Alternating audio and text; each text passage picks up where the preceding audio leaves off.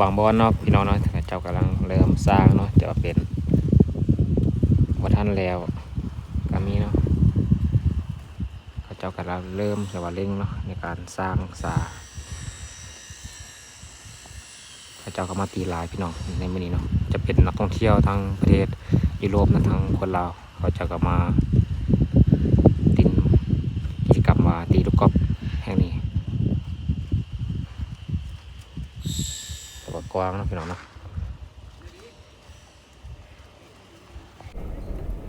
กับสบายดีนะพ่อแม่พี่น้องเนาะพบกับซองเบาแพงเช่นเก่าเช่นเคยในตอนบ่ายมื้อนี้เนาะจะพาทุกคนไปชมจะว่ากระเจ้าสร้างเนาะจะว่าเป็นสนามกอล์ฟในบ้านคันมากเมืองเวียงเนาะจะว่าเขาเจ้าจะสร้างสำเร็จหรือว่าแล้วหรือบ่ไปรับชมนำกันพี่น้องเราจะมุ่งหน้าไปที่บ้านคันมากพี่น้องนะจะเป็นบ้านคันมากเนาะบ้านคันมากที่ว่าเขาเจ้าสร้างสนามกอล์ฟพี่น้องจะติดกับธรรมชาติเลยที่ว่าเป็นภูเป็นผาแล้วก็ข้ามแม่น้ำซอกไปเห็นทิวทัศน์ธรรมชาติที่ว่างาม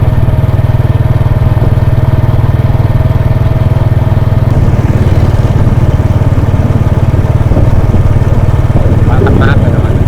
บ้านนี้เนาะเราจะข้ามบ้านคันมากไปแล้วก็ข้ามตัวบ้านจะถึงเห็นสนามกอล์ฟ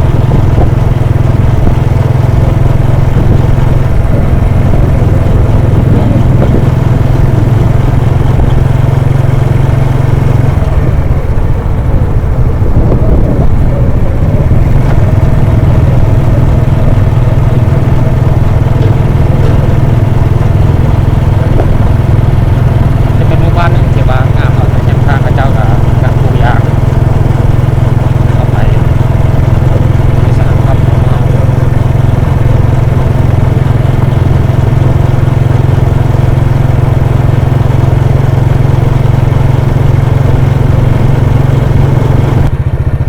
โอ้พี่น้องฮอนด้านนี้จะเห็นตรงหน้าที่ว่าเราจะเส้นทางจะตัดทางตรงหน้าไปเลยจากตัวข้ามแม่น้ำซอก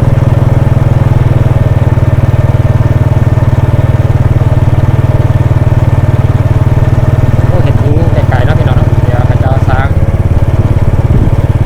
มาจากการจะสำเร็จแล้ว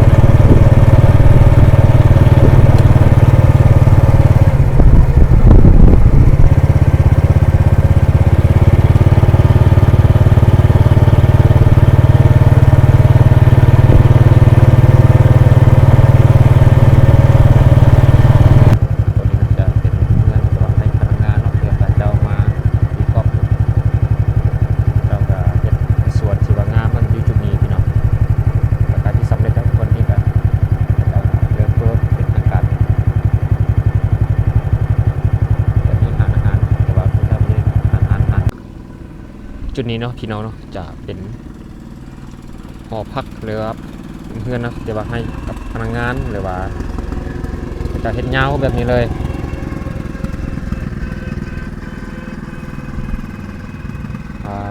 หลายห้องพี่น้อยมุมสูงเนาะพี่น้องเนาะจะเห็นรถคนงานเขาเจ้ากำลังสร้างตึกอาคารแล้วก็บอนสถานที่ต่างๆแถวนี้พี่น้องเดี๋ยวจะขึ้นไปเทิงนี้เนาะพี่น้องแล้วจะถ่ายพี่น้องได้เบิ้งเนาะเขาเจ้าก็เริ่มสร้างได้สำเร็จแบบนี้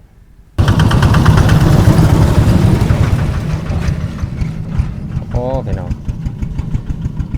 เขาเจ้าเห็นงามเนาะก็จะสำเร็จแล้วพี่น้องประมาณ 80% ในการสร้างสนามกอล์ฟในเมืองหัวเวียงที่บ้านคันมาก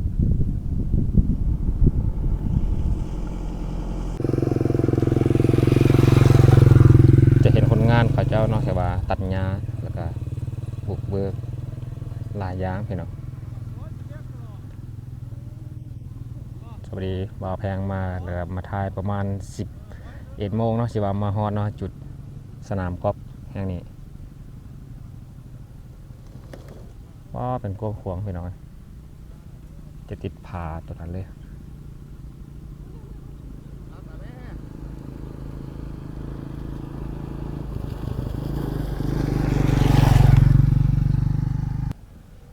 ในการสร้างเนาะพี่น้องกระเจ้าจะเอ็ดแบบเป็นรูปก๊อปแบบนี้เลยตัวดินกำลังโครงสร้างเนาะที่กระเจ้ากำลังจะขึ้นรูปพี่น้อง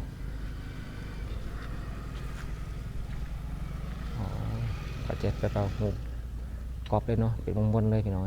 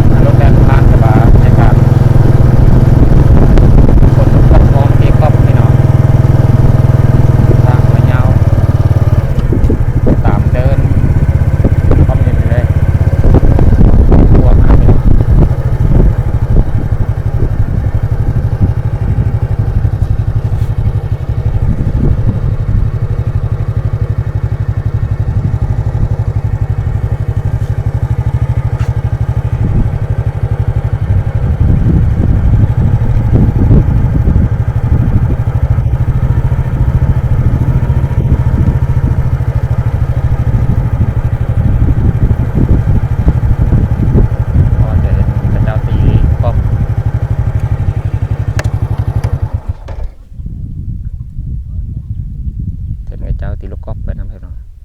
โอ้หลายเนาะคนที่เขาเจ้ามาเริ่มมาตีเราจะว่าเป็นจุดที่ว่าเขาเจ้าตีก็มีแล้วพี่น้องที่ว่าจุดได้แล้ว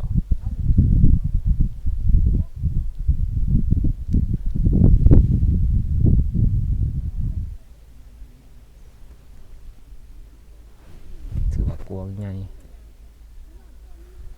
โอ้ยาวเลยเนาะเลยพูดเลยขนาดขี่มาบนรถเครื่องเพื่อนพี่น้อง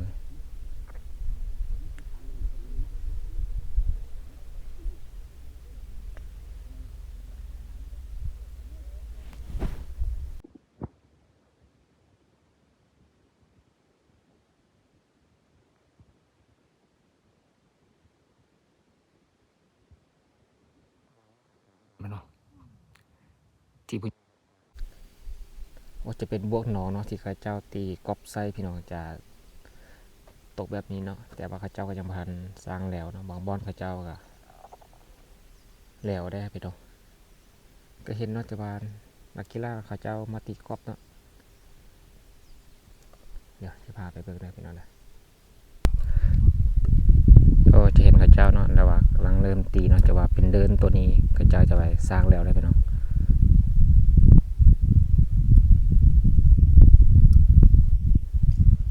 ถือว่ากวงเนาะแต่เมืองเวียงพวกเฮานี่ก็มีการสร้างการศึกษาการพัฒนาเนาะหลายด้านเนาะจะเป็นสนามกอล์ฟได้การวันท่องเที่ยวตัวแก้วเจ้ากำลังเริ่มสร้างตรงเมืองเวียงพวกเฮาก็มีการพัฒนาไปด้านหลายด้านเนาะพี่น้องเนาะอันนี้ก็เป็นจุดที่หนึ่งจุดนึงจะว่าเขาสร้างอยู่ในตัวเมืองเวียงมีแต่แห้งแรกแห้งเดียวนี่เนาะพี่น้องที่บ้านคันมากแห้งนี่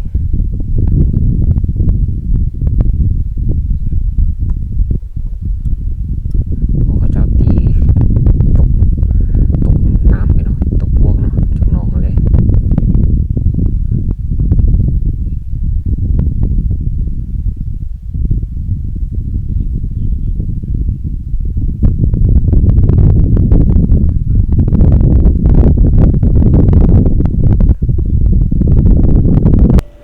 เจ้า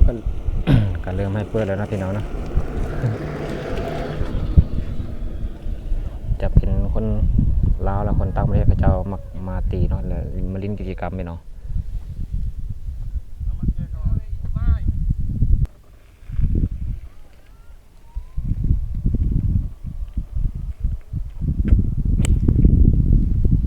โอ้ตกไกลขนาดพี่น้อง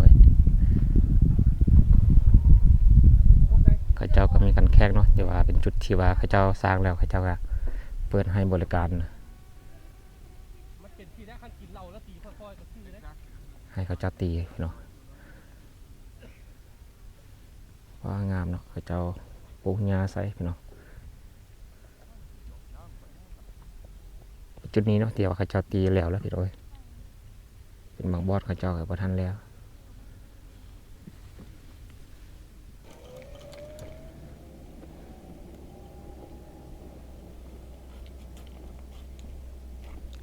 เอาทุกคนเนาะจะว่ามาชมคลิปบ่าวแพงอย่าลืมกดคอมเมนต์นะกดไลค์กดแชร์แล้วกดติดตามเพื่อเป็นกำลังใจให้คลิปต่อไปก็เข้ามาสบายดี